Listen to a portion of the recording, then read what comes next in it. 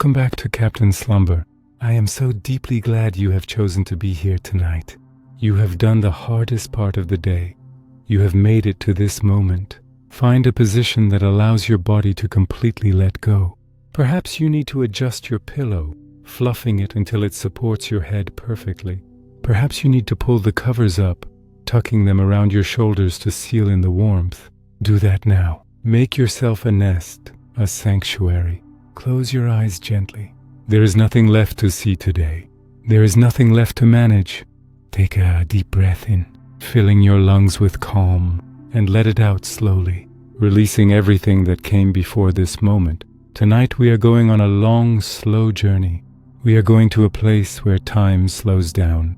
A quiet, snowy town and a very special shop filled with warmth and rhythm. Let's begin. The story begins with Elliot. He is standing at the edge of an old sleeping town. It is deep midwinter, the kind of winter night that feels ancient and settled. The air around him is crisp and undeniably cold. It touches his cheeks with a sharp, clean sensation, smelling of ice, of pine needles, and of the vast open sky. But Elliot is not cold. He is dressed for exactly this weather. He is wearing a heavy coat made of thick, dark wool. It is buttoned all the way up to his chin, trapping his body heat against him. He wears a thick scarf wrapped twice around his neck, soft and comforting against his skin. His hands are tucked deep into warm, lined pockets. He feels like he is inside a warm, walking shelter. He takes his first step onto the cobblestone street. Crunch. The sound is soft but distinct. He takes another step. Crunch. Fresh snow has been falling for hours, and it covers the old stone street in a thick, pristine blanket. It is a heavy snow. The flakes are large and clustered together, drifting down from the sky in slow motion. They are not being blown by the wind. They are simply falling, surrendering to gravity. They spiral down from a sky that is not black, but a deep, luminous midnight blue, a blue that seems to hold its own faint light. Elliot tilts his head back for a moment to watch the snow falling. Millions of flakes, infinite and silent. They land on his eyelashes. They land on the wool of his coat, resting there like tiny, intricate stars before they slowly melt. The silence of the town is profound. It is a heavy, dampened silence. The snow absorbs every sound. There are no cars driving in the distance. There are no voices calling out. There is no hum of machinery. There is only the sound of Elliot's own slow breathing and the rhythmic crunch of his boots on the snow. He begins to walk down the main street. The buildings here are old, centuries old. They are tall and narrow, built of gray stone and dark timber. Their roofs are steep and pitched, designed to shed the snow, but tonight the snow clings to them. Thick white pillows of snow rest on every rooftop, softening the sharp angles of the architecture. Icicles hang from the eaves long and clear, catching the faint light like crystal ornaments. Elliot walks past a row of shops that are closed for the night. He passes a bakery. The windows are dark, but if he breathes in deeply, he can still smell the faint, ghostly scent of flour and yeast from the morning's baking. He passes a bookshop.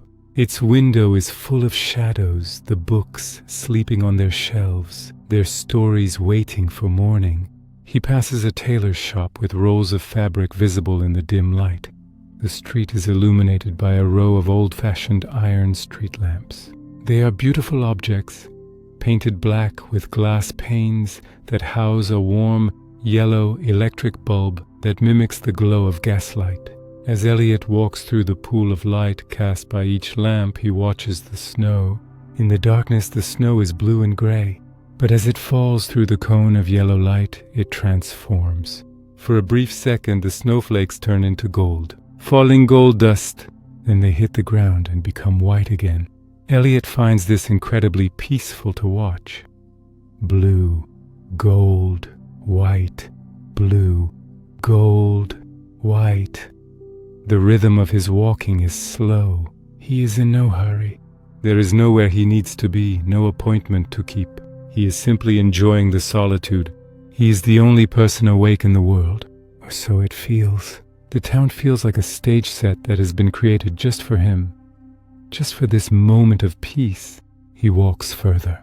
The street curves gently to the left. The snow is getting deeper. It reaches up past the soles of his boots, cushioning every step. He feels the muscles in his legs working gently to lift his feet through the powder. It is a good feeling, a grounding feeling. He connects with the earth with every step. Left foot, crunch. Right foot, crunch. He creates a trail of footprints behind him, the only mark on the perfect white surface of the street. Ahead of him, the street narrows. The buildings seem to lean in slightly, creating a cozy enclosed feeling. And there, about halfway down the block, he sees something different. All the other windows on the street are dark, but one window is glowing. It is a soft light, not bright or harsh. It is a deep amber glow, like the color of honey or the color of old varnish. It spills out onto the snowy sidewalk, creating a square of inviting warmth in the sea of blue winter night. Elliot feels drawn to it, like a moth to a flame, but slower, calmer. He walks toward the light. As he gets closer, he can see the source. It is a small shop nestled between two larger buildings. The storefront is made of dark polished wood. There is a large bay window divided into small panes by wooden mullions. Elliot steps into the pool of golden light. He stops. He stands there for a moment, letting the visual warmth wash over him before he even looks inside. The light illuminates the falling snow around him, making it feel like he is standing inside a snow globe. He brushes a small pile of accumulated snow off the window ledge with his gloved hand. He leans in close. His breath fogs the glass for a moment, obscuring the view. He waits for the fog to fade, and then he looks inside. It is a world of mechanism and magic. The shop is filled with clocks. Every surface is covered in them. There are clocks hanging on every inch of the walls. There are clocks sitting on shelves that reach from the floor to the ceiling. There are clocks resting on velvet-covered tables. Big clocks, small clocks, round clocks, square clocks, clocks made of dark wood, clocks made of shining brass, clocks made of porcelain. And standing tall in the back, like the guardians of the shop, are the grandfather clocks, majestic, tall, solemn. Even through the glass, Elliot gets a sense of the atmosphere inside. It looks cluttered, but in a perfect way. An orderly clutter, a curated collection of moments. Above the door, hanging from a wrought iron bracket, is a wooden sign. It creaks slightly as a gentle gust of wind moves it. Elliot looks up. The sign is hand-painted, the gold letters catching the light from the street lamp. It reads, "The Timekeeper." Elliot smiles. He feels a sense of recognition. This is not just a shop. This is a sanctuary, a place where the chaotic, rushing time of the outside world does not exist. A place where time is kept, held, treasured. He looks at the door handle. It is made of solid brass, worn smooth by years of hands turning it. It looks heavy, solid. Elliot takes one last look at the snowy street behind him. The silence, the cold, the blue night. He is ready to go inside. He steps up to the door. He reaches out with his gloved hand and grips the cold brass handle. He turns it slowly. He pushes. The door is heavy, but it swings open on well-oiled hinges, and Elliot steps across the threshold. Elliot pushes the heavy door inward. As the door swings open, a small brass bell mounted above the frame comes to life. Ding, ding. The sound is bright and cheerful. It is a clear, sharp note that cuts through the heavy silence of the winter night. It announces his arrival not with a shout, but with a gentle greeting. Elliot steps across the threshold, moving from the blue, snowy world into the golden, warm world. He turns immediately to close the door. He pushes it shut against the cold wind that is trying to follow him in. The heavy wood creates a seal. Thud. The latch clicks into place. And just like that, the world outside is gone. The cold is gone. The silence of the snow is gone. The emptiness of the street is gone. In their place, Elliot is immediately wrapped in a new sensation. The first thing he notices is the sound. Before he even opens his eyes fully to look around, his ears are filled with it. It is a sound that is both complex and incredibly simple. The sound of ticking. It is not a single sound. It is a texture. Imagine the sound of gentle rain falling on a tent roof. Imagine the sound of dry leaves rustling in a soft breeze. Imagine the sound of a distant flowing river. That is what this room sounds like. It is a wall of sound, a living, breathing blanket of ticks and tocks. There are hundreds of clocks in this room, and every single one of them is alive. Every single one of them is counting. Elliot stands still by the door, his hand still resting on the cold brass handle, just listening. He closes his eyes for a moment to separate the sounds. He can hear the fast, light ticking of the small pocket watches hanging on hooks. Tick, tick, tick, tick, tick, tick. They sound like frantic little insects, busy and hurried, rushing through the seconds. He can hear the steady, medium rhythm of the mantel clocks on the shelves. Tick-tock, tick-tock, tick-tock. They are reliable, grounded, like the heartbeat of a resting person. And underneath it all, creating a deep, resonant foundation for the sound, are the larger wall clocks. Tock, tock, tock. Their pendulums are longer. Their swings are wider. They divide time into larger, heavier slices. The sounds are not synchronized. They do not tick in unison. If they did, it might be overwhelming, like a marching army. But they are not an army. They are a crowd. They drift in and out of phase with each other. Sometimes several clocks tick together for a beat, tick, then they drift apart again. It creates a rolling, washing rhythm. It is chaotic, but it is a gentle chaos. It is a white noise that occupies the mind completely. Elliot feels his shoulders drop. He feels the tension of the walk leaving his body.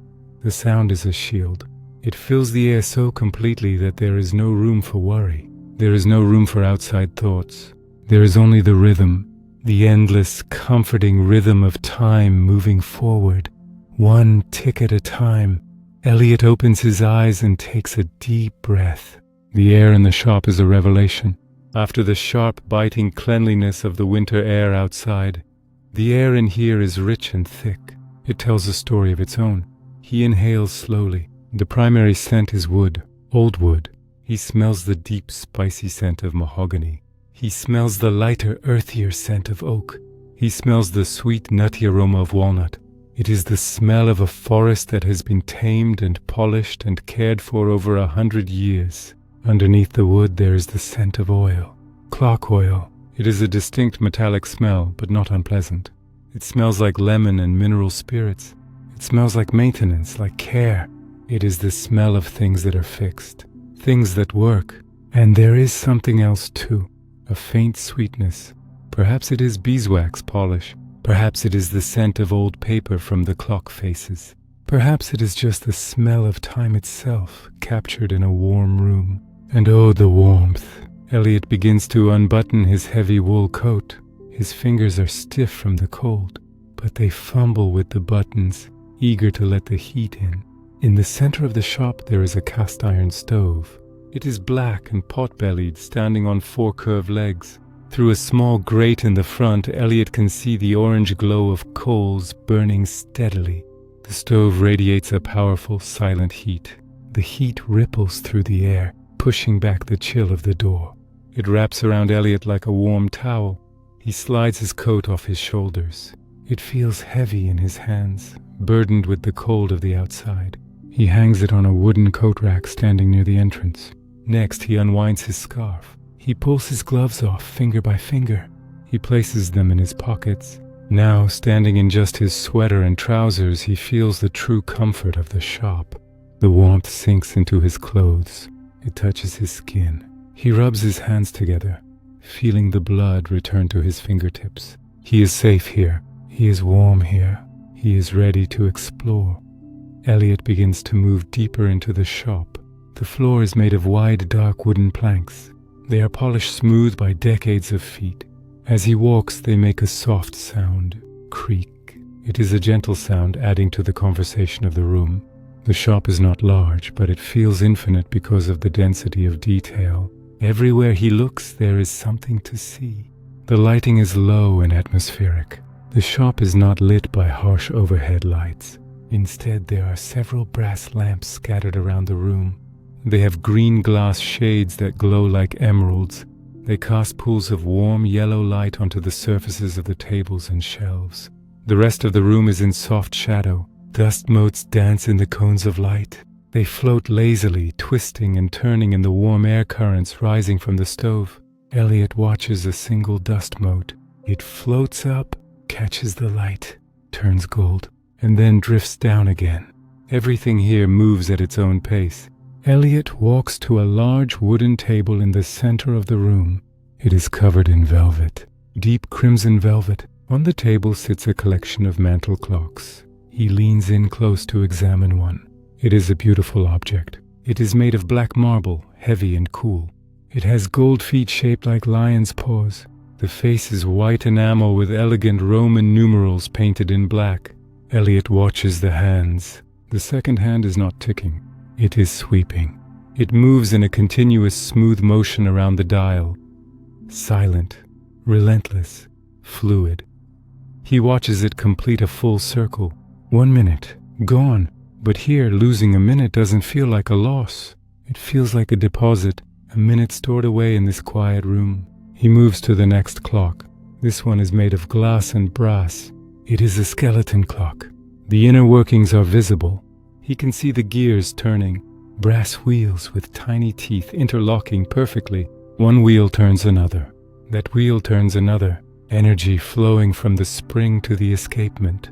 He watches a small brass lever rocking back and forth at the top. Click, click, click, click. It is mesmerizing to watch.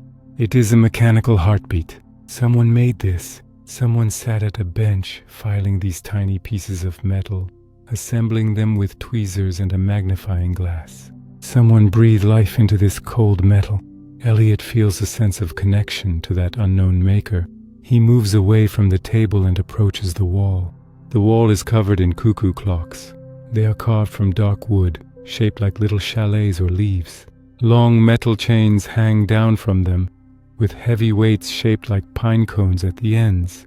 The weights pull down, powering the clocks. Gravity turned into time. Elliot looks at the pendulums swinging beneath them. Some have wooden leaves on the pendulum bob. Some have metal discs. They swing out of time with each other.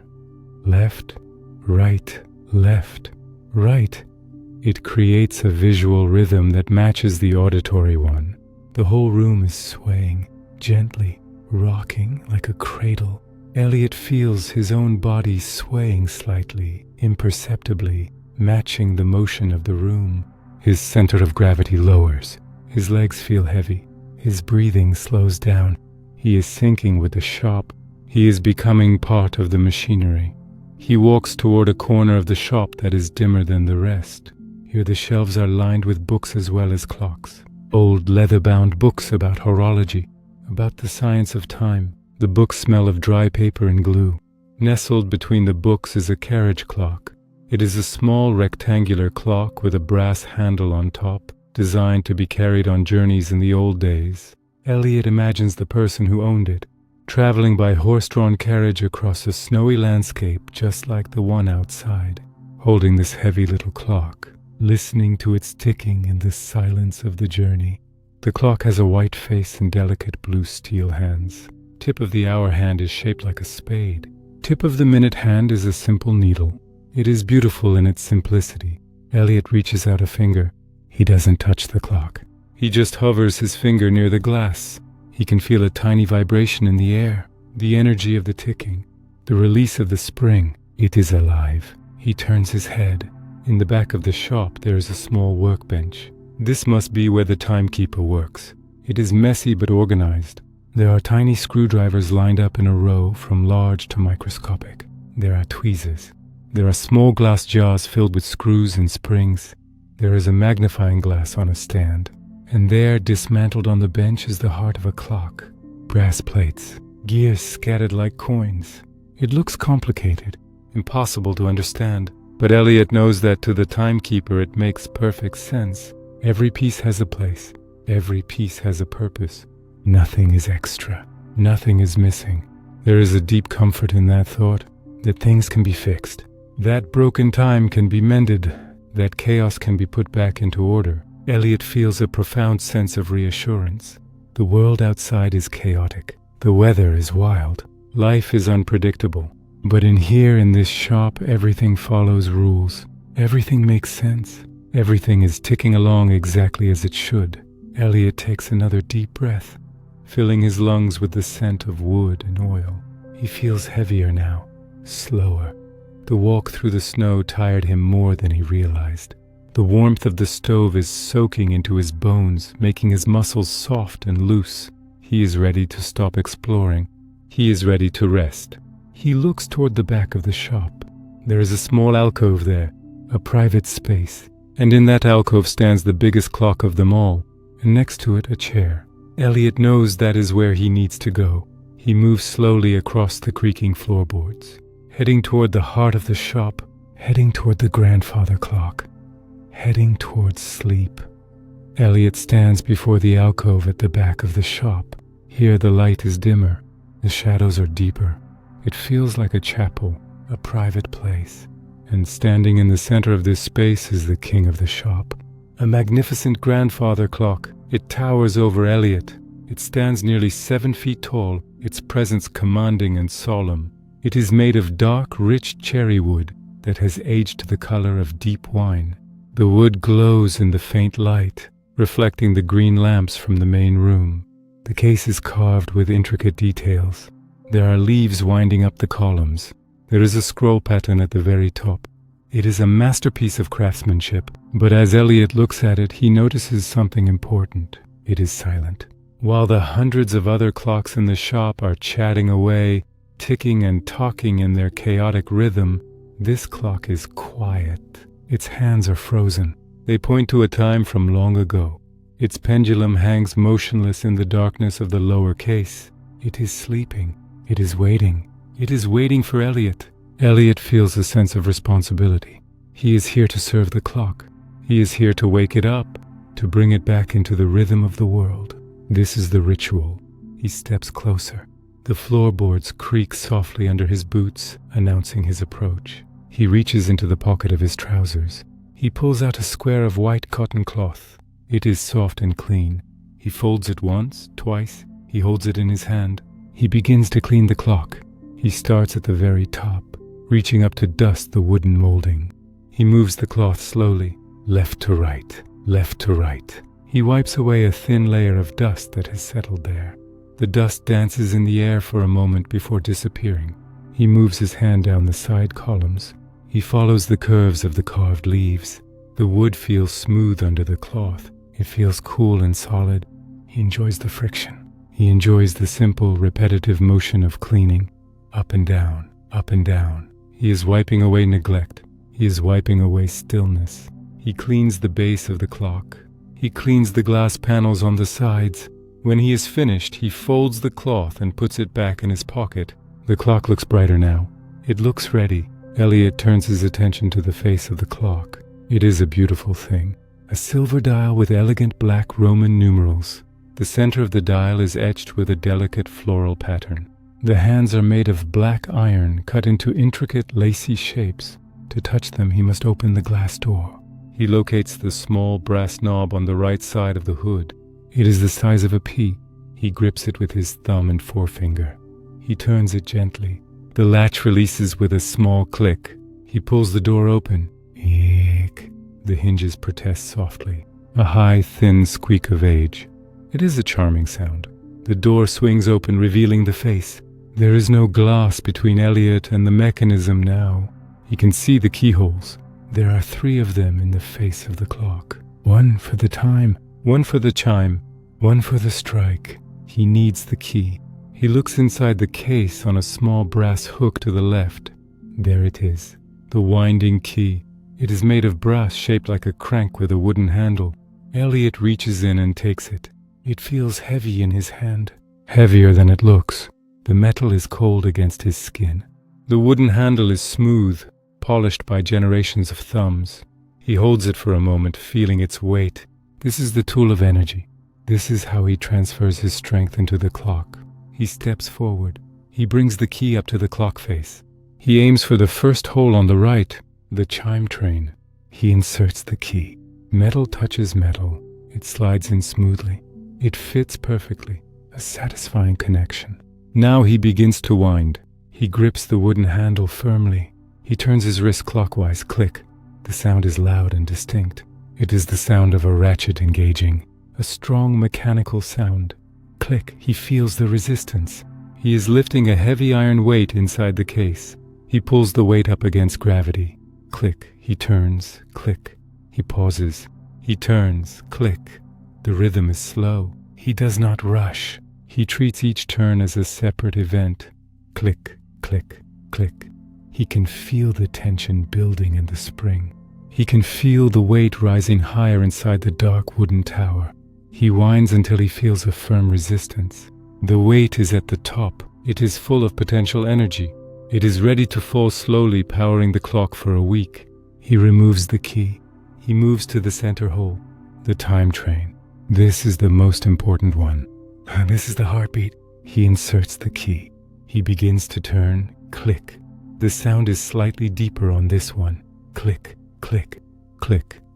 It is a hypnotic sound. Repetitive, steady, crisp. Elliot matches his breathing to the winding. He breathes in. He turns, click. He breathes out.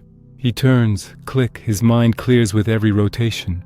There is nothing else to think about. Only the key, only the sound, only the feeling of the brass turning in his hand. Click, click, click. The second weight is raised. The energy is stored. He removes the key. He moves to the third hole on the left. The strike train. He inserts the key. He turns. Click, click, click. This is the mechanism that will ring the bell. That will count the hours. He winds it fully. He winds it carefully. Click, click, click. It is done. The clock is fully wound. It is charged. It is alive with potential, but it is still silent. It needs a spark. It needs a push. Elliot removes the key from the face. He hangs it back on its little brass hook inside the case. He closes the glass door. It swings shut. Click, the latch engages. Now for the final step, the heart must be started. Elliot looks down at the trunk of the clock. There is a long rectangular door there. He turns the key in the lock and opens it. Inside, hanging in the darkness, is the pendulum. It is beautiful. A long wooden rod with a massive brass disc at the bottom. The disc is polished to a mirror shine. Elliot can see his own reflection in it, distorted and warm. The pendulum hangs dead center, motionless, heavy. Elliot reaches out his hand. His movement is gentle, reverent. He doesn't grab the pendulum. He simply places the tip of his finger against the side of the brass disc. The metal is cool. He feels the weight of it, the inertia. It wants to stay still, but Elliot applies a tiny amount of pressure. Just a nudge, a whisper of force. He pushes the pendulum to the right, and he lets go. The pendulum begins to swing. It swings out to the right. It stops for a fraction of a second at the top of its arc. Gravity pulls it back. It swings down, past the center, up to the left, and then talk.